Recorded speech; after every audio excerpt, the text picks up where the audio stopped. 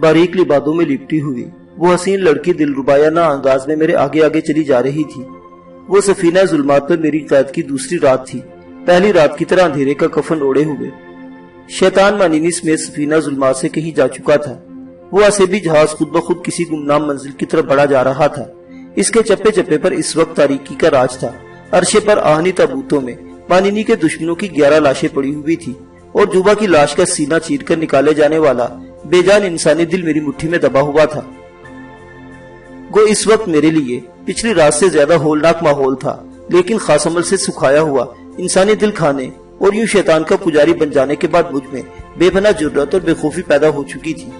मैं यूं महसूस कर रहा था जैसे मैं भी इस डरावने खेल का एक अहम किरदार हूँ। रह रहकर मेरे दिल में करी और कुछ शैतान के लिए अकीदत और एहतराम के जज्बात उमड़े पड़ रहे थे और मैं पूरी तरह चाकू चौबंद इस लड़की के पीछे चला जा रहा था जो इस रात का जश्न मनाना चाहती थी। सफीना जुल्मात के तारीक कैबिन में पहुंचकर वो रुक गई और मैं इसके मुकाबिल खड़ा होकर इसकी चमकती हुई आंखों में देखने लगा। जबली, ये रात कितनी हसीन है। चंद सानियों की सुकूत के बाद वो खुमार में डूबी हुई आवाज में बोली, ये रात हसीन जरूर है, मगर तेरा खुद इसे हसीन तर बना रहा है। मैंने फंसते हुए सांसों के दरमियान इसके शाने पर हाथ रखते हुए कहा, मैंने तुझसे पिछली रात ही कहा था कि मेरा नाम गुनाह है, सिर्फ गुनाह, और गुनाह तन्हाइयों में बड़ा दिलफरेब होता है।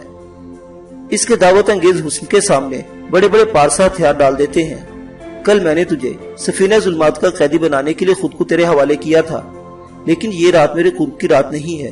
वो मुझसे दूर सिरकती हुई नशीली आवाज में बोली, तूने खुद कहा था कि ये जश्न की रात है। मेरे वजूद में आहिस्ता आहिस्ता लावा दहक रहा था। हम जश्न जरूर मनाएंगे, वो जल्दी से बोली। जहाज के तहखाने में पुरानी शराब के जखीरे हैं, हम वो शराब पियेंगे, इससे गुस्ल करेंगे, इंसानी खोपड़ियों के दिए बनाकर चिरागा करेंगे। नहीं, मैं गुस्से से चीखता इसकी तरफ लपका, अब मैं तेरा हम मसलब हूँ, हम दोनों शैतान के पुजारी हैं और मेरी ख्वाहिश का एहतराम तुझ पर लाजिम हो चुका है।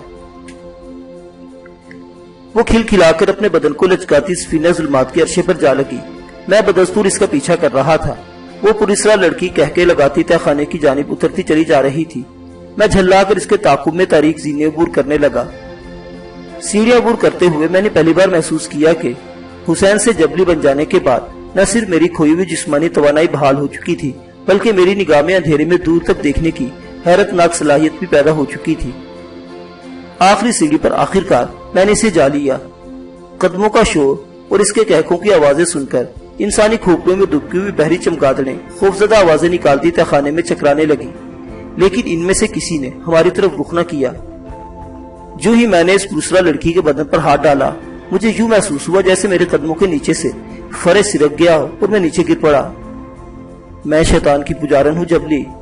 चमगादड़ों के शोर में कदरे दूर से इसकी आवाज उभरी, अब मेरी मर्जी के बगैर तू मेरे करीब भी ना आ सकेगा। मैं इसकी बात की परवाह किए बगैर तबे कदमों इसकी तरफ बढ़ने लगा। चमगादड़ें गोल दर गोल तहखाने से बाहर जा रही थी। आज खिलाफत वको किसी भी चमगादड़ ने मुझ पर हमला नहीं किया था। तू बहुत बेसब्रा है जबली, अचानक हंसते हुए बोली, ये चोरों की तरह तू मुझे न दबोच सकेगा। अपनी ही जगह ठहर जा, मैं तुझे खेल दिखाती हूँ। मुझे मजबूरन अपनी जगह रुक जाना पड़ा। इधर वो तेज आवाज में कुछ नामानूस से फिक्र अदा कर रही थी।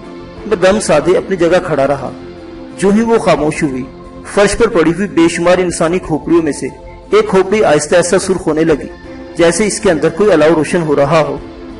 आखिरकार वो खोपड़ी किसी बड़े अंगारे की तरह दहकने लगी। पूरा तहखाना हल्की हल्की सुर्खी माइल जर्द रोशनी से भर गया। इस रोशनी में मैंने देखा वो पुरसरा लड़की आंखें बंद किए एक टांग पर खड़ी हुई थी। इसके खुले हुए लंबे लंबे बाल सीने पर लहरा रहे थे और वो दोनों हाथ अजीबोगरीब अंदाज में फजा में मुसलसल हरकत किए जा रही थी। मान इस लड़की ने जोर से दोनों हाथ अपनी छातियों पर मारे और वो रोशन खोपड़ी किसी जिंदा परिंदे की तरह आहिस्ता आहिस्ता खुद ब खुद फर्श से उठने लगी और फिर फजा में तैरती हुई सीढ़ियों वाली खला से गुजरती हुई तहखाने से बाहर निकलती चली गई। इस खेल ने मुझे इस लड़की से खासा मरूब कर दिया और मैं अंधेरा हो जाने के बाद भी इसी जगह खड़ा रहा। सारी चमगादड़ी भी तहखाने से जा चुकी थी और अब वहाँ गहरा सकूत छाया हुआ था और इस सकूत में जहाज की मशीनों को आसेबी शोरी सुनाई दे रहा था, वरना हर आवाज मफकूद थी। जब यूं ही काफी देर गुजर गई और इस पुरसरा लड़की की जानिब से कोई आवाज न सुनाई दी तो मैंने खुद ही से मुखातिब करने का फैसला किया।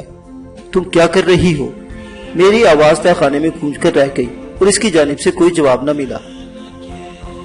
شاید شیطان کا پجاری بننے سے قبل اس صورتحال سے میں سخت خوفزدہ ہو جاتا، مگر اس وقت مجھے اس لڑکی پر سخت غصہ آیا جو شاید مجھے بے وقوف بنا کر تہ خانے میں ہی کہیں دبک گئی تھی۔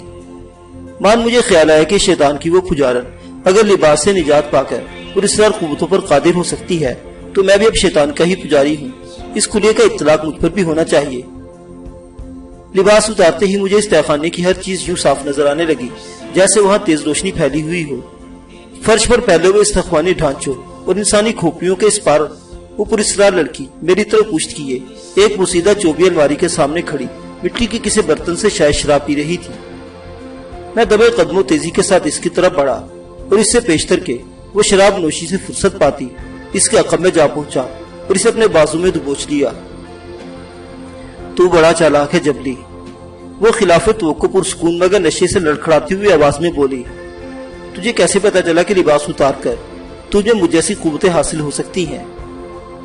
اب میں اس کا پجاری ہوں جو آگ سے پیدا ہوا، تو مجھ سے برتر تو نہیں ہے، اس لیے اب تجھ پر تصرف میرا حق ہے، تو اب مجھے فریب نہ دے سکے گی۔ میرے عزائم بھانپ کر وہ کسمس آئی، مگر میں اب نفس کی ساگ میں جل رہا تھا جو صرف گناہ کی معراج پر پہنچ کر ہی سرد ہوتی ہے۔ اس کی مزاحمت اس آگ کو اور بھی مشتعل کر رہی تھی۔ میں نے ٹھوکر مار کر قدموں میں پڑی ہوئی سوکھی کھوپڑیاں دور لڑکھا دی اور وہ میرے ساتھ الجھی ہوئی فرش پر آ رہی۔ سفینہ ظلمات کی اسیبی سیٹیاں یک با یک کئی بار چیخیں جیسے میرے وجود پر چھایا ہوا اضطراب ان سوٹیوں میں حلول کر گیا ہو۔ اس لڑکی نے گرا کر مجھے دور پھینک دینا چاہا، لیکن وسار نوشی کے باعث اس کی اعصابی مزاحمت پر انتشار طاری ہو چکا تھا۔ وہ بس ہاتھ پھینک کر رہ گئی اور میں اس پر حاوی ہوتا چلا گیا۔ لمحات گزر گئے، حیوانیت کا وہ شرمناک خمار ٹوٹتے ہی کسل مندی نے آ لیا اور وہ انجانے خیال کے تحت خود بخود مسکرانے لگی۔ نہ جانے اس کی مسکراہٹ میں کیسے چیلنج تھا کہ میں اس کی نگاہوں کا سامنا نہ کر سکا اور اپنا سر دوسری طرف گھما لیا تاکہ میں اس کی مسکراہٹ کے وار سے خود کو محفوظ رکھ سکوں۔ کیا ہو رہا ہے جبلی؟ اس نے چند ثانیوں کی سکوت کے بعد بھرائی ہوئی آواز میں مجھے پکارا۔ جا تو باہر نکل جا، میں نے قدرے بیزاری کے ساتھ کہا۔ میں کچھ دیر گہری اور پرسکون نیند سونا چاہتا ہوں، اب صبح ہی بات ہوگی۔ صبح؟ وہ استہزائی انداز میں کھلکھلا کر ہنس پڑی، پھر سرگوشیانہ آواز میں بولی، منزل قریب ہے جبلی، تجھے اسی رات کے اندھیرے میں جوبا کے دل پر شیطانی عمل شروع کرنا ہے۔ جوبا کا دل؟ میرے ذہن میں دھماکہ سا ہوا اور میں ہڑبڑا کر فرش سے اٹھ بیٹھا۔ اس دوران جوبا کا دل میری مٹھی سے نکل گیا تھا۔ میں نے بوکھلائے ہوئے انداز میں ہر طرف جائزہ لے ڈالا، لیکن جوبا کے دل کا کہیں پتہ نہیں تھا۔ وہ لڑکی بدستور فرش پر دراز میری بدحواسی سے محسوس ہو رہی تھی۔ کسے ڈھونڈ رہا ہے جبلی؟ میں یہاں ہوں، اس کی طنزیہ آواز ابھری۔ میں اس بے وقت کی راگنی پر تیش میں آ کر اس کے طرل پلٹا۔ وہ جوبا کا بے جان دل اپنی مٹھی میں دبائے میرے سامنے نچا رہی تھی۔ یہ میرے حوالے کرتے، میں یہ کہتا ہوں۔ جو ہی میں اس کے نزدیک پہنچا وہ جوبا کا دل فرش پر پھینک کر میرے گلے سے لپٹ گئی۔ اس وقت وہ پراسرار لڑکی میرے لیے یک با یک اپنی تمام تر کشش کھو چکی تھی اور میں جلد از جلد جوبا کا دل اپنے قبضے میں کرنے کے لیے بے چین تھا۔ میں نے بے رحمی کے ساتھ اسے اپنے بدن سے الگ کرنا چاہا، لیکن وہ کسی جونک کی طرح مجھ سے لپٹی ہوئی تھی۔ میں جبرین میں قیام کے دوران ہی سن چکا تھا کہ شیطان کی پجارنوں کی ساری قوت برہنہ جسم و کھلے ہوئے بالوں میں ہوتی ہے۔ کوئی تدبیر کارگر نہ ہوتے دیکھ کر میں نے آخری وار کے طور پر اس کی پشت پر لہراتی ہوئی چوٹی اپنی مٹھی میں جکڑ لی اور ایک جھٹکا دیتے ہی وہ مجھ سے الگ ہو گئی۔ اس وقت اس کا چہرہ دھواں ہو گیا تھا، جذبات کی گلابی تبش لب و رخسار پر چھائی ہوئی خوف کی زردی میں ڈھل چکی تھی اور اس کا پورا بدن ساکت ہو کر رہ گیا تھا۔ جب تک میرے وجود میں گناہ کی چنگاریاں دوبارہ نہ بھڑکے، تیرا شباب میرے لیے بالکل بے کیف اور گھنونا ہے لڑکی۔ میں نے اسی کے کہے ہوئے الفاظ دہرائے، جب تک تم مجھ سے دور رہے گی میں تیرا ہمسفر اور ساتھی ہوں، مجھے تو اتنی آسانی سے اپنی خواہشات کا غلام نہ بنا سکے گی۔ وہ پھٹی پھٹی دہشت زدہ نگاہوں سے میری طرف دیکھتے ہوئے بولی، اب میں تجھے اچھی طرح سمجھ چکی ہوں جبلی، آئندہ تجھے مجھ سے کوئی شکایت نہ ہوگی۔ میں نے آہستگی سے اس کے بال چھوڑ دیے اور وہ شکست خوردہ قدموں سے نکاسی کے راستے کی طرف بڑھنے لگی۔ جب وہ تہ خانے سے نکل گئی تو میں نے آگے بڑھ کر فرش سے جوبا کا دل اٹھا لیا اور اسی جگہ لیٹ گیا۔ بظاہر میرے خادم حسین سے جبلی بننے کے درمیان چند ہی ثانیوں کا وقفہ حائل تھا، لیکن ذہنی اور فطری اعتبار سے میری ذات میں ایک ایسا تغیر پیدا ہو چکا تھا کہ مجھے اپنا ماضی صدیوں کی ایک بھولی بسری یاد محسوس ہو رہا تھا۔ میں بالکل بے خوف و خطر انسانی کھوپڑے ڈھانچوں سے بھرے ہوئے چمگادڑوں کے اس دہشت ناک مسکن میں یوں لیٹا ہوا تھا جیسے میں اسی ماحول میں پیدا ہوا اور پروان چڑھا۔ میرے ذہن پر چھائی ہوئی غنودگی کی دھیمی دھیمی سرور انگیز قہر اس وقت چھٹی جب سفینہ ظلمات کے چنگاڑتے ہوئے انجن ادھورے سانسوں میں غرا کر یک بہ یک خاموش ہو گئے اور فضا پر غیر فطری سا سناٹا چھا گیا۔ پھر یکے بعد دیگرے کئی بار اس حسیبی جہاز کی 30 سیٹیاں گونجی اور میں ہڑبڑا کر اپنی جگہ سے اٹھ گیا۔ شاید میری منزل آ چکی تھی اور مجھے اوپر جا کر اپنے ہمسفر سے آئندہ اقدامات کے بارے میں ہدایت حاصل کرنا تھی۔ نہ جانے اس وقت سفینہ ظلمات پر روشنی پھیلی ہوئی تھی یا میری نگاہوں میں اندھیرے کے باوجود ہر چیز کو صاف دیکھ لینے کی پرسرار قوت پیدا ہو چکی تھی کہ مجھے ہر چیز پوری تفصیل کے ساتھ نمایاں نظر آ رہی تھی۔ میں سیڑھیاں عبور کر کے عرشے پر پہنچا تو وہ برہنہ تن لڑکی آہنی تبوتوں کے قریب کچھ کرتی نظر آئی۔ قریب پہنچتے ہی مجھے اندازہ ہوا کہ اب عرشے پر صرف 10 تابوت ہیں۔ جوبا کی ادھڑی ہوئی لاش آہنی تابوت سمیت غائب تھی۔ مبارک ہو جبلی، تیری منزل آ گئی ہے، میری آہٹ پا کر وہ لڑکی خوشگوار لہجے میں بولی، جیسے وہ تہہ خانے میں پیش آنے والے واقعات کو یکسر فراموش کر چکی ہو۔ جوبا کی لاش والا تابوت کہاں ہے لڑکی؟ میں نے نرم لہجے میں پوچھا۔ وہ تابوت تو اب تک سمندر کی تہہ میں بیٹھ چکا ہوگا اور جوبا کی لاش کو سمندری مخلوق نگل چکی ہوگی۔ جو ہی وہ آہنی تابوت لاش سمیت عرشے سے اڑتا ہوا سمندر میں گرا تھا، میں سمجھ گئی تھی کہ اب تیری منزل آنے والی ہے۔ اس کا لہجہ طنز یا تلخی سے آ رہی تھا۔ اوہ، جہاز تو شاید رک چکا ہے، میں نے اچانک کہا۔ میں جہاز کی ہلکوروں کے باعث ابھی تک اس غلط فہمی میں مبتلا تھا کہ انجن بند ہو جانے کے بعد بھی جہاز اپنے زور میں ساحل کی طرف بڑھ رہا ہے۔ ہاں تو روانگی کی تیاری کر لے، یہ بحر الشیاطین کا سب سے پر اسرار اور ویران جزیرہ ہے۔ اس بے رحم پہاڑی جزیرے پر ہر طرف بے آب و گیا پتھریلی چٹانوں کا جال بکھرا ہوا ہے۔ تجھے یہاں ایک بڑی چٹان سے ایک کتے کا سر تراشنا ہے۔ اس کتے کا منہ اتنا بڑا ہونا چاہیے کہ اس میں کم از کم ایک آدمی بآسانی داخل ہو سکے۔ میں نے تجسس کے انداز میں اس کی بات کاٹ دی۔ میں سنگ تراش ضرور ہوں لڑکی، مگر انگلیوں سے پتھر کو کاٹنا میرے بس کی بات نہیں۔ یہ وہ بھی جانتا ہے جو آگ سے پیدا ہوا اور جس نے تجھے اس کام پر مامور کیا ہے۔ میں نے اس جہاز کے تہہ خانے سے وہ روشن کھوپڑی اس انتظام کے لیے بھیجی تھی۔ وہ پرسکون لہجے میں کہتی رہی، تجھے ایک بڑی چٹان کے نزدیک اپنے تمام ضروری اوزار موجود ملیں گے۔ اس جہاز سے وہی روشن کھوپڑی تو اس چٹان تک پہنچائے گی۔ پھر سفید پروں والا ایک ایسا گدھ اس چٹان پر آ کر بیٹھے گا جس کے سینے پر ایک چوڑی سرمئی لکیر ہے۔ وہ ایک آنکھ سے محروم ہے۔ تجھے ایک خاص عمل پڑھ کر جوبا کا دل اس کی طرف بڑھانا ہے۔ وہ گدھ جوبا کا بے جان دل اپنی چونچ میں دبا کر تیرے سر پر ایک ہی جگہ پر پر پھیلا کر سایہ فگن رہے گا۔ اس کا سایہ پڑتے ہی تجھے چٹان پر اپنا کام شروع کر دینا ہے۔ تیرا کام مکمل ہونے کے بعد حالات خود بخود تیری رہنمائی کریں گے۔ کیا شیطان اپنے ہر نئے پجاری سے انسانی دل پر عمل کے لیے پتھریلی چٹانوں سے کتے کا سر ترشواتا ہے؟ میں نے قدر حیرت کے ساتھ اس سے پوچھا، کیونکہ اس کلیے کی روح سے تو شیطان کے پجاریوں کو سنگتراش ہونا ضروری تھا۔ نہیں، وہ پہلی بار بزرگانہ انداز میں ہنسی۔ شیطان کے پجاریوں کا بھی ایک فلسفہ ہے۔ انسانی دل پر خاص عمل کے لیے کم از کم 3 دن تک سچے دل سے شیطان کی عبادت ضروری ہے، اور ہمارے نزدیک شیطان کے حکم کی تعمیر اس کی عبادت ہی ہے۔ تو سنگ تراش ہے، اس لیے تیرے آقا نے تجھے اس کام کے لیے منتخب کیا ہے۔ جب تو پتھر پر چوٹ لگائے گا، تیری روح کی گہرائیوں میں فن کی سچی تڑپ ہوگی اور تو ڈوب کر اپنا کام کرے گا، اور یہی شیطان کی عبادت ہوگی۔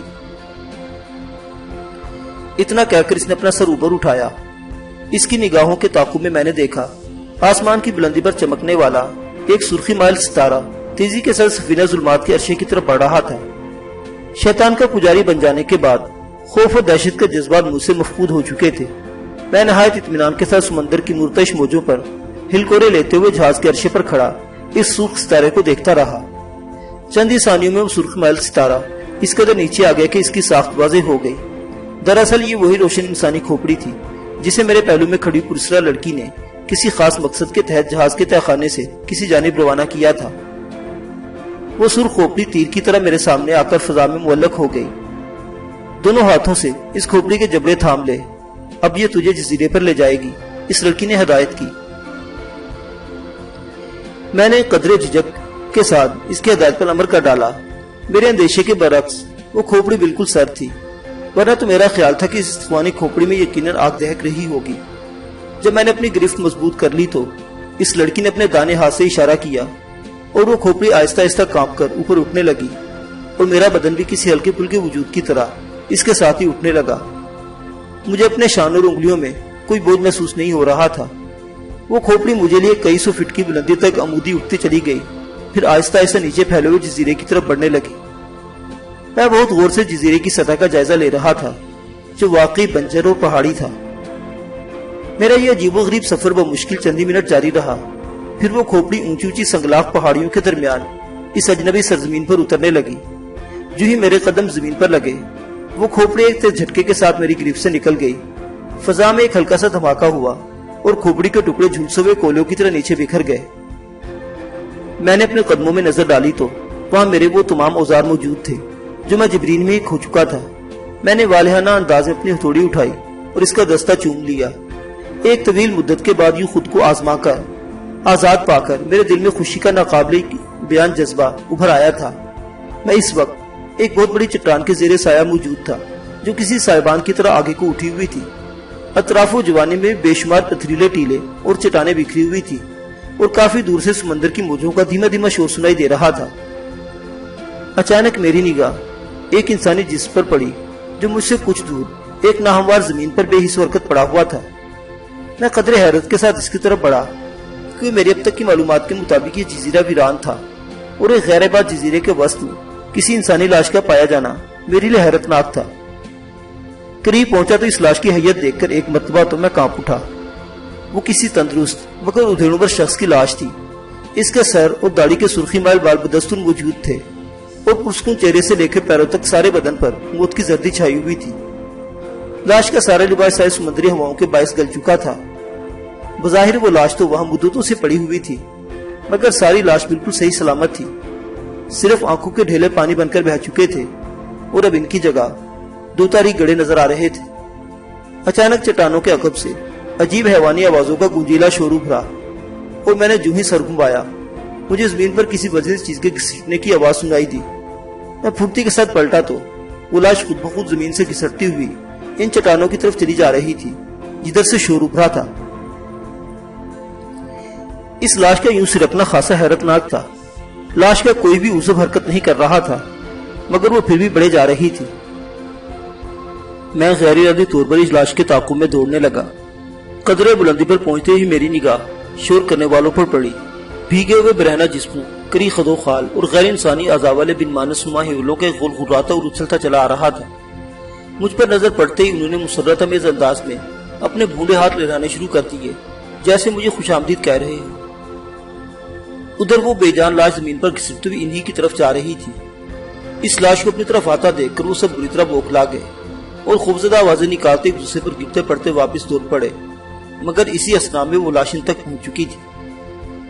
پھر میں نے دیکھا کہ ان میں سب سے پیچھے رہ جانے والی مخلوق بھاگتے بھاگتے منہ کے بل زمین پر گری، جیسے کسی نے اس کی ٹانگ دبوچ لی ہو، اور پھر اس کا جسم تیزی سے غائب ہونے لگا۔ شاید وہ ڈراؤنی لاش اسے نگلتی جا رہی تھی۔ ایک بے جان بدن زندہ جسم کو نگل رہا تھا۔ میں یہ منظر دیکھنے میں محو تھا کہ مجھے اوپر کسی گدھ کی چیخ سنائی دی۔ بڑے بڑے سفید پروں والا ایک گدھ میرے سر پر منڈرا رہا تھا۔ اس کے سینے پر پڑی ہوئی سرمائی لکیر بالکل واضح تھی۔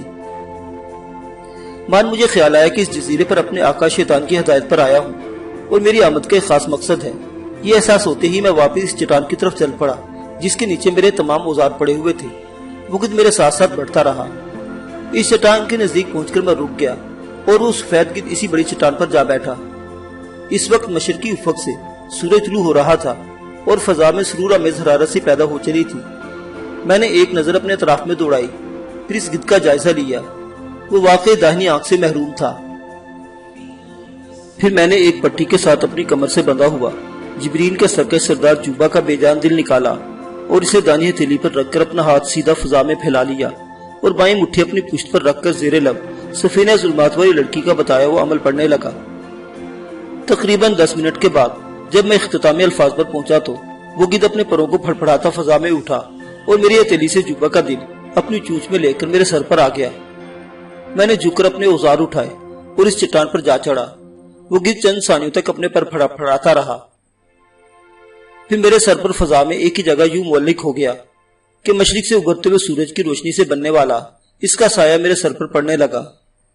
میں نے ایک نظر چٹان پر ڈالی اور پھر وہ ویران جزیرہ سنگ و آہن کی نغماتی گونج سے جاگ اٹھا۔ میں نے طویل مدت کے بعد اپنی مرضی سے اوزار اٹھائے تھے اور اپنے خوابوں کی اس تکمیل پر میرے روئی روئی میں مسرت کی لہریں جاگ اٹھی۔ جبرین کے صحرائی قزاقوں سے چھپ چھپ کر مشق کرنے والا فنکار آج اپنے آقا کی ہدایت پر دل و جان سے پتھر کا سینہ چیر کر اس میں چھپا وہ حسن دریافت کر رہا تھا۔ صحیح معنوں میں بحر الشیاطین کے اس ویران اور بنجر جزیرے پر میں نے پہلی بار مسرت اور تسکین کا شعور پایا تھا۔ لمحات ڈھلتے گئے، سنگریزے فضا میں اڑتے اور بھوری زمین پر بکھرتے رہے۔ جب مجھے کام کرتے پہلا پیر گزرا تو میں نے کسی غیر مرئی قوت کی ترغیب پر اپنا سر اوپر اٹھایا اور میرے سر پر سایہ فگن یک چشم گدھ کی چونچ میں دبے ہوئے انسانی دل سے گاڑے خون کی ایک بوند میرے منہ میں ٹپکی۔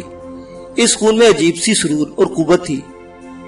میں کیف کے سمندر میں ڈوبنے لگا اور میرے دست و بازو میں بے پناہ قوت اور توانائی جاگ اٹھی۔ پہر پر پہر گزرتے گئے لیکن میں مسلسل کام میں لگا رہا۔ تکان اور بے کیفی کے الفاظ میرے لیے اپنے معنی کھو بیٹھے تھے۔ بس دل میں ایک ہی جوت روشن تھی کہ میں جلد از جلد اپنے آقا اپنے محسن کے سامنے سرخرو ہو سکوں۔ ہر پہر کے بعد میں اس پراسرار ترغیب کے تحت اپنا سر اٹھاتا اور جبا کے دل سے خون کی صرف ایک سرور انگیز اور حیات بخش بوند میرے حلق میں آٹپکتی تھی، جس کے بعد نہ مجھے غذا کی حاجت تھی، نہ آرام کی ضرورت، اور نہ ہی ذہن میں کسی غیر متعلق کا خیال آتا۔ پہلا دن ڈھلا، پہلی رات گئی اور نئے سورج نے پتھر کی اس بڈول چٹان کی جگہ بھونڈے نقوش والے ایک کتے کا دیو ہیکل سر دیکھا۔ دوسری شب میرا شوق جنون میں ڈھل چکا تھا۔ آنی چھینیاں ہتھوڑی کی مسلسل رزبوں سے انگاروں کی طرح گرم ہو چلی تھی، دھاریں کند ہوتی جا رہی تھی، لیکن شیطان کا نیا پجاری اپنی دھن کا پکا تھا۔ پوری رات سنگریزوں کی برسات رہی، ہر ضرب اس چٹان کے نئے روپ کو نکھارے دے رہی تھی۔ جب تیسری شام ڈھل رہی تھی تو میں ہر زاویے سے اسپیکر کا جائزہ لے کر کہیں کہیں دھیمی ضربوں سے نوک پلک سنوار رہا تھا، اور میرے سر پر مسلسل سایہ فگن سفید گرد میرے ساتھ ساتھ فضا میں حرکت کر رہا تھا۔ میں چٹان سے اتر کر قدرے دور جا کھڑا ہوا۔ ویران جزیرے کی بنجر زمین پر اب بھونڈے بیڈول چٹان کے بجائے بڑے بڑے بالوں والے خونخوار کتے کا سر نظر آ رہا تھا۔ وہ غیظ کے عالم میں اپنا منہ پھاڑے ہوئے تھا، اس کی زبان باہر نکلی ہوئی تھی، جبڑا اتنا بڑا تھا کہ اس میں بیک وقت کئی آدمی سما سکتے تھے۔ میں نے اپنے تنقیدی جائزے سے مطمئن ہو کر آسودہ انداز میں اپنے اوزار ایک طرف اچھال دیے۔ اسی وقت میرے سر پر فضا میں معلق سفید یک چشم گدھ نے ایک کری چیخ ماری اور پھڑ پھڑاتے میرے قدموں میں گر کر بے جان ہو گیا۔ اس کے بڑے بڑے سفید پر زمین پر پھیلے ہوئے تھے اور جوبا کا سوکھا ہوا دل ان ساکت پروں میں پڑا ہوا تھا۔ میں عقیدت کے ساتھ نیچے جھکا اور مردہ گدھ کے پروں سے وہ بیش قیمت انسانی دل اٹھا لیا۔ وہ دل میرے ہاتھ میں آنا تھا کہ کسی جانب سے شور بلند ہوا اور میرے دیکھتے ہی دیکھتے خوبصورت اور نوجوان لڑکیوں کا ایک ہجوم دوڑتا ہوا آیا اور میرے گرد پھیلنے لگا۔ ان سب کے گداز اور جوان بدن پر پانی کے قطرات چمک رہے تھے اور ان کی چمکیلی زلفوں سے پانی ٹپک رہا تھا۔ ایسا معلوم ہو رہا تھا جیسے وہ سب سمندر میں میری کامیابی کی منتظر رہی ہوں اور میرا کام نمٹتے ہی گہرے پانیوں سے اس جزیرے پر در آئی ہوں۔ ان میں سے چند لڑکیوں نے والہانہ انداز میں مجھے کندھوں پر اٹھا لیا اور وہ سب مجنونانہ رقص کرنے لگی۔ بناس کی لاش آ رہی ہے۔ اچانک ان میں سے کئی لڑکیاں خوفزدہ آواز میں چیخیں اور وہ سب خوفزدہ ہرنوں کی طرح کودتے ہوئے واپس دوڑ پڑی۔ ان میں سے کئی لڑکیاں میرے تراشے ہوئے مجسمے کی طرف دوڑی، بلکہ ایک تو سیدھی کتے کے دہانے میں جا گھسی۔ یہ رنگین بھیڑ چھٹتے ہی چند ہی ثانیوں بعد زمین پر گھسٹتی ہوئی وہ لاش ادھر آ پہنچی اور ہجوم کا پیچھا کرنے کے بجائے کتے کے دہانے کی طرف بڑھتی چلی گئی۔ میرے دیکھتے ہی دیکھتے وہ عجیب و غریب لاش سنگی کتے کی زبان سے پھسل کر دہانے میں گھسی اور اس جانب سے ایسی آوازیں آنے لگی جیسے دو بھینسیں آپس میں الجھ پڑے ہوں۔ ابھی میں تذبذب کے باعث اپنی جگہ سے ہلنے بھی نہ پایا تھا کہ پرشور آواز کے ساتھ اس بت کے دہانے سے ایک انسانی کھوپڑی باہر آئی اور ناہموار زمین پر اچھلتی ہوئی دور تک چلی گئی۔ قدرے غور سے دیکھنے پر مجھے اندازہ ہوا کہ وہ کھوپڑی اسی لاش کی ہے جو پراسرار طریقے پر حرکت کرتی پھرتی ہے۔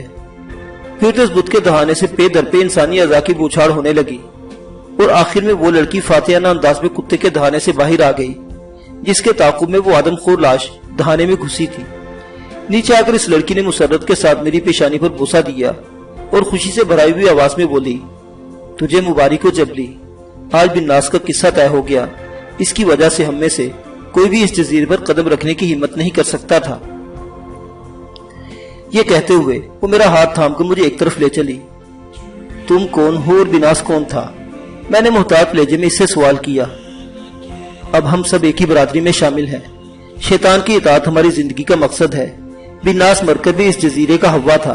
وہ مجھے بتانے لگی، ہماری برادری کا کوئی بھی جان تھا اس جزیرے پر قدم رکھتا تو وہ لاشی سے زندہ نکل جاتی تھی۔ لاش نکل جاتی تھی؟ میں نے حیرت سے دہرایا۔ ہاں، وہ بولی، اور آج تک کوئی اس پر قابو نہ پا سکا۔ اسے زیر کرنے کی بس ایک ہی صورت تھی کہ اس جزیرے پر کلب شیطان کا بت بنایا جائے۔ اس بت میں داخل ہونے کے بعد اس لاش کا سحر ٹوٹ گیا اور تمہارے سامنے میں نے اپنے ہاتھوں سے اس کی لاش کے ٹکڑے اڑا دیے۔ میں دانستہ اس بت میں گئی تھی کہ وہ لاش میرے تعاقب میں آ گھسے۔ لیکن بناس تھا کون؟ میں اس کے ہمراہ آگے بڑھتے ہوئے سوال کیا۔ وہ نینوا کا ایک کٹر صنم پرست تھا اور آتیش دیوتا کو پوجتا تھا۔ شہر میں اس کا اتنا اثر تھا کہ اس کے بہکانے کے سبب لوگ شیطانی مسلک سے دور بھاگتے تھے۔ آخری شیطان نے ایک تدبیر سے اسے اس ویران اور بنجر جزیرے پر لا پھینکا۔ اس کے بعد ہی نینوا کے کئی بڑے بڑے گروہ شیطان کے مسلک پر آ گئے، مگر بناس کی پارسائی کے باعث شیطان اسے ذکر نہ پہنچا سکا۔ وہ لڑکی دھیمی مگر پرجوش آواز میں بتا رہی تھی، کھانا پانی نہ ملنے کے سبب بناس اس ویران جزیرے پر جلدی مر گیا۔ اس کی موت کے بعد جب شیطان کے چند پجاری خاص عبادت کے لیے اس جزیرے پر آئے تو بناس کی لاش سب کو نگل گئی۔ اس کے بعد سے کسی نے دیدہ و دانستہ ادھر کا رخ نہیں کیا۔ بناس اپنی زندگی میں کہتا پھرتا تھا کہ وہ مر کر بھی بدی کے خلاف لڑتا رہے گا، اور وہ صدیوں سے ایسا کر بھی رہا تھا۔ پھر تو آیا اور اس نابکار کا فتنہ ہی مٹ گیا۔ مگر میں بھی تو شیطان کا ہی پجاری تھا، آخر اس نے مجھے ذکر کیوں نہ پہنچائی؟ میں نے اپنی سب سے بڑی الجھن اس کے سامنے رکھ دی۔ تیری بات مختلف تھی، وہ بولی۔ وہ آتیش دیوتا کا پجاری تھا اور تو جبل میں آتیش دیوتا کا بوجھ تراش کر ان صنم پرستوں کے لیے باعث احترام ہو گیا تھا۔ پھر تو توسیہ کا محبوب ہے جو خود آتیش کی سچی پجارن تھی۔ محض یہی احترام بناس کی راہ میں آڑے آیا، ورنہ تو بھی مارا جاتا۔ تیرے آقا کو ان سب باتوں کا خوب علم تھا، اس لیے سے تجھے یہاں بھیجا، ورنہ وہ تجھے کسی اور جزیرے پر بھی پہنچا سکتا تھا۔ بحر الشیاطین کے 7 میں سے 6 جزیرے بالکل ویران ہیں اور 7 پر تیرے آقا ہی کی حکمرانی ہے۔ اب ہم آہستہ آہستہ ساحل سے قریب ہوتے جا رہے تھے۔ میں نے غیر ارادی طور پر پیچھے نگاہ ڈالی تو کلب شیطان کا وہ دیو پیکر بت صاف نظر آ رہا تھا جو بناس کا مدفن بنا تھا۔ جو ہی میں اس لڑکی کے ہمراہ ساحل پر پہنچا، سمندر کی پرسکون موجوں سے کندن جیسے جسموں والی لڑکیاں نکل نکل کر ہماری طرف آنے لگی۔ اس وقت یہ سب تیری غلام ہے جبلی، وہ لڑکی یہ کہتے ہوئے بھیڑ میں مل گئی۔ اس جزیرے کی یہ رات تیرے نام وقف کر دی گئی ہے۔ ان تمام لڑکیوں نے احترام اور مسرت کے ساتھ میرے گرد دائرہ بنایا اور پھر تالیوں کی گونج پر ترنم کے ساتھ کچھ اجنبی سے بول لہراتی رقص کرنے لگی۔ ان سب کو لیجو سے مسرت ایاسی انداز میں احترام جھلک رہا تھا۔ میں شیطان کا پجاری ضرور بن چکا تھا، لیکن خواہشات اور جذبوں کے اعتبار سے عام انسانوں سے ماورا نہیں تھا۔ ان لڑکیوں کے انداز مجھے لبھاتے رہے۔ میری کنپٹیوں میں دوران خون تیز ہونے لگا، سانسوں میں بے ترتیبی نمایاں ہونے لگی۔ اچانک ہی مجھے خیال آیا کہ اس جزیرے کے غیر آباد ساحل پر سفینہ ظلمات میرے انتظار میں لنگر انداز ہے، اور میرا کام پورا ہو جانے کے بعد شیطان میری محبوبہ توسیہ کے جیتے جاگتے نسوانی پیکر سمیت جہاز کے عرشے پر میری سب سے شدید آرزو کا سودا کرنے کے لیے موجود ہوگا۔ ٹھہرو، یہ خیال آتے ہی میں اضطراری طور پر چیخ پڑا۔ ان سب نے تحیر امیز نگاہوں سے میری طرف دیکھا، ان کے قدم رک گئے اور آوازیں معدوم ہو گئی۔ ہر لڑکی امید بھری نگاہوں سے میری جانب نگراں تھی۔ شاید وہ سمجھ رہی تھی کہ میری کامیابی کی اس رات کے لیے ان میں سے کسی کا انتخاب کر چکا ہوں۔ سفینہ ظلمات پر میرا آقا میرا منتظر ہے، میں تمہارے درمیان مزید وقت برباد نہیں کر سکتا، میں نے قدر سکوت کے بعد ان سے کہا۔ ان چہروں پر مایوسی کی لہر دوڑ گئی اور ایک لڑکی جوشیلی آواز میں بولی، ہمارے بدن ان ہاتھوں کے لمس کو ترس رہے ہیں جنہوں نے پتھر کی چٹان سے کلب شیطان کا مجسمہ تراشا ہے۔ یہ لمس کسی کی امانت ہے، میں نے غصیلی آواز میں کہا۔ میرے بارے میں تم لوگوں کو یہ سب سوچنے کا کوئی حق نہیں۔ ہمارا آقا کچھ نہ کچھ انتظام کرے گا، جبلی کو سفینہ ظلمات تک پہنچانا ہمارا فرض ہے۔ ایک اور لڑکی نے اونچی آواز میں ان سب سے کہا۔ رکے ہوئے قدم اور ٹھٹری ہوئی زبانیں حرکت میں آئیں اور یہ جلوس ناچتا گاتا مجھے ایک طرف لے چلا۔ ابھی ہم تھوڑی ہی دور گئے تھے کہ پہاڑی کے عقب سے حیوانی غراہٹوں کا شور ابھرا اور دیکھتے ہی دیکھتے انسان نما وحشیوں کا ایک جمع غفی ٹیلوں کے پیچھے سے نمودار ہو کر اس جلوس پر ٹوٹ پڑا۔ فضا مسرت بھری سریلی چیخوں اور مسرت قہقوں سے گونج اٹھی۔ آنے والے وحشیوں نے مال غنیمت کی طرح ان لڑکیوں پر قبضہ جمانا شروع کر دیا۔ چند ہی منٹ میں یہ افراتفری اعتدال پر آ گئی اور میرا جلوس دوبارہ آگے چل پڑا۔ اس بار لڑکیوں کے ہمراہ آنے والے انسان نما وحشیوں کے غول بھی چیختے اور اچھلتے چل رہے تھے۔ کچھ دیر کی مسافت کے بعد جزیرے کے ساحل پر دم توڑنے والی موجوں کا شور سنائی دینے لگا۔ میں نے پلٹ کر عقب میں نگاہ ڈالی تو وہاں کلبوش شیطان کا خونخوار مجسمہ صاف نظر آ رہا تھا۔ میرا خیال تھا کہ وہ مجسمہ اتنی اونچی چٹان سے تراشا گیا ہے کہ جزیرے پر ہر طرف سے دیکھا جا سکے گا۔ تھوڑی ہی دیر بعد میں سفینہ ظلمات بھی نظر آ گیا۔ اس پر نظر پڑتے ہی لڑکیاں پہلے سے زیادہ جوش و خروش سے ناچتی ہوئی آگے بڑھنے لگی۔ ساحل پر پہنچ کر میں تو رک گیا، لیکن میرے تمام ہمراہی سمندری مخلوق کی طرح پانی میں تیرتے گہرے پانی میں لنگر انداز جہاز کی طرح بڑھنے لگے۔ ابھی میں رکا ہی تھا کہ سفینہ ظلمات کے عرشی سے سرخی مائل ایک گولا فضا میں اٹھا اور تیزی کے ساتھ میری جانب آیا اور پھر میرے سامنے آ کے فضا میں معلق ہو گیا۔ یہ بھی کوئی سوکھی ہوئی انسانی کھوپڑی ہی تھی جس کے اندر سے تیز سرخی مائل روشنی پھوٹ رہی تھی۔ میں نے سردار جوبا کا دل آہستگی سے اپنے دانتوں میں دبایا اور دونوں ہاتھوں سے اس روشن مگر سرد کھوپڑی کے جبڑے تھام لیے۔ کھوپڑی فوراً ہی فضا میں بلند ہوئی اور مجھے سفینہ ظلمات کی طرف لے جانے لگی۔ میں اس پراسرار آسیبی جہاز کے عرصے پر اترا تو کری صورت اور پوزا پوش شیطان وہاں کھڑا ہوا تھا اور انسان نما وحشی اپنی منتخب کی ہوئی لڑکیوں کے ہمراہ جہاز کی آئینی چادروں کو بوسے دے کر پانی میں تیرتے واپس جزیرے کی طرف چلے جا رہے تھے۔ میرے عرصے پر اترنے کے بعد روشن کھوپڑی ہلکے سے دھماکے کے ساتھ پھٹ گئی اور اس کے کوئلے جیسے ٹکڑے عرصے پر ہی پھیل گئے۔ مبارک ہو جبلی، آج بھی ناز کی لاش کا قصہ ہمیشہ کے لیے ختم ہو گیا۔ لاجوبا کا دل کہاں ہے؟ شیطان نے اپنے مخصوص لہجے میں مجھ سے کہا۔ میں نے کچھ کہے بغیر سردار جوبا کا دل اس کی جانب بڑھا دیا۔ اس وقت میرے دل میں شیطان کے لیے عقیدت کا بے پایاں سمندر انگڑائیاں لے رہا تھا اور میں خود کو اس کا ادنا غلام تصور کر رہا تھا۔ شاید تو یہاں توسے کو تلاش کر رہا ہے، شیطان نے میری بے چین نظروں کو بھانپ کر کہا۔ ہاں میرے آقا، میں اسی کے لیے تڑپ رہا ہوں۔ وہ آنے والی ہے جبلی، تو نے شرائط تو پوری کر دی مگر ابھی عہد نامہ باقی ہے۔ جہاز کے تہہ خانے میں مانینی مسودے سمیت موجود ہے، یہ کام وہیں نمٹایا جائے گا۔ یہ کہتے ہوئے شیطان تہہ خانے کو جانے والے راستے پر ہو لیا اور میں بے چوچرا اس کے پیچھے چل پڑا۔ معزز سامعین حضرات، یہ پراسرار اور خوفناک داستان ابھی جاری ہے، بقیہ واقعات اگلی قسط میں۔ دیکھتے رہیے اردو داستان۔ اللہ حافظ۔